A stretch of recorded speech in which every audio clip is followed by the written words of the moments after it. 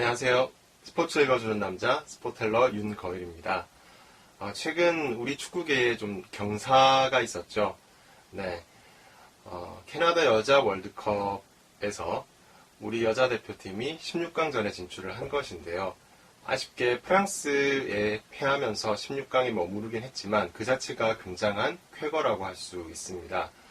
우리 남자 대표팀의 경우 16강전에 도달을 하게 되었던 게 48년 만이라고 합니다. 반면 우리 여자 대표팀은 12년 만에 16강까지 도달을 하면서 앞으로의 기대감이 더욱 커진 상황입니다. 이런 월드컵 같은 메가 스포츠 이벤트의 경우 어떤 팀 혹은 어떤 나라가 우승을 할 것인지에 대한 관심도 뜨겁지만 과연 어떤 유니폼을 혹은 어떤 브랜드가 그 팀과 함께 최종 우승을 차지할 것인지 최종 승리할 것인지에 대한 관심도 높습니다.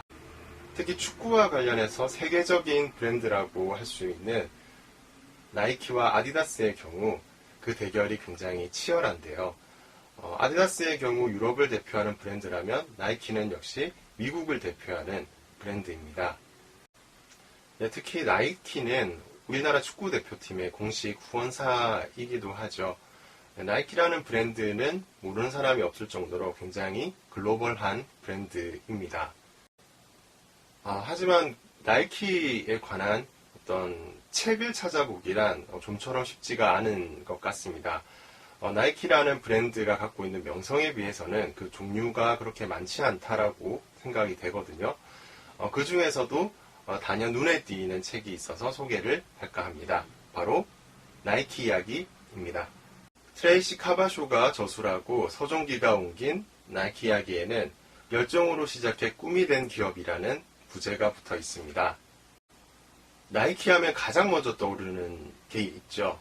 네, 바로 그 특유의 로고입니다. 스우시라고 하는 그 나이키 로고의 탄생 배경에서부터 그리고 에어조단이라는 브랜드가 나이키에서 만들어지게 된 그런 스토리도 매우 흥미롭게 전개가 되고 있습니다. 저도 마이클 조던과의 만남 그리고 그 이후에 나이키가 더욱더 성장하게 된 그런 부분이 특히 흥미로운 것 같습니다.